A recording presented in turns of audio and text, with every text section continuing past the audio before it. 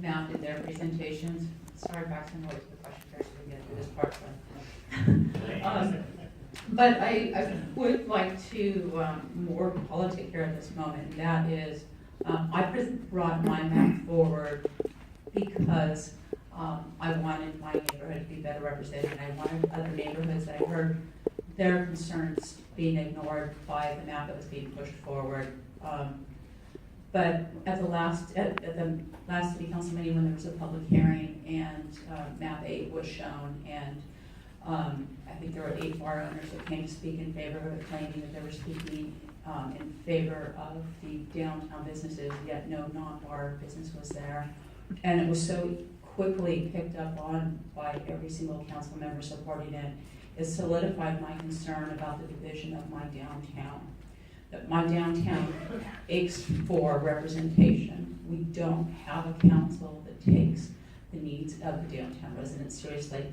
And I don't doubt there are other districts that feel the same. As I mentioned in my presentation, Southwest Fullerton feels that they're routinely ignored. So number one, district elections. I really am counting on that and remedying some of those issues. And if it comes down to something like map 8, which I like to call the gerrymander pinwheel, or the pinwheel gerrymander, compared to map 2B, I would support 2B. I'm probably just going to repeat some of the same points. Map 11 really, I think, keeps things as simple as possible with these districts.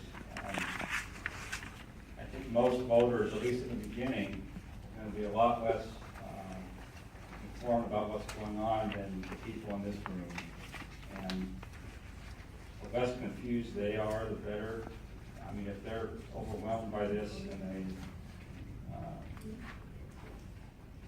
just may give up. I mean, they feel like they're not being represented because the map is drawn a way they don't like, or they can't figure out where they fit on the map. I mean, that sort of plays into, I guess, to an extent. The city website is not the best with finding information.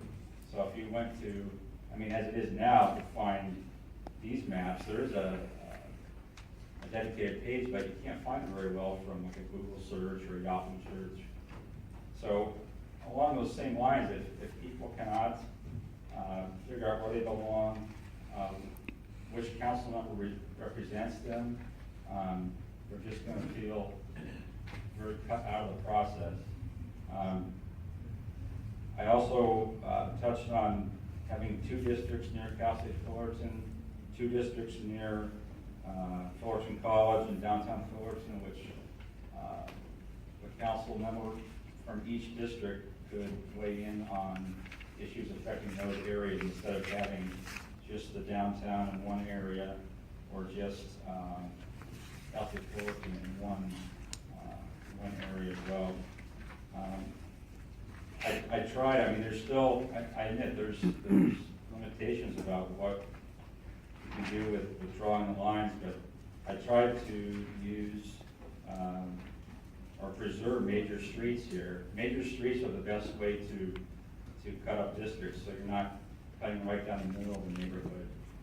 So those would be the few things that I would say from map 11.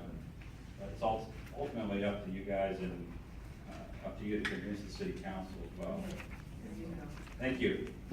Is the biggest change in our history as a town and our democracy, et cetera, when it comes to voting for council? More than that, and so I would hope that you can join us and your neighbors in supporting map 2B.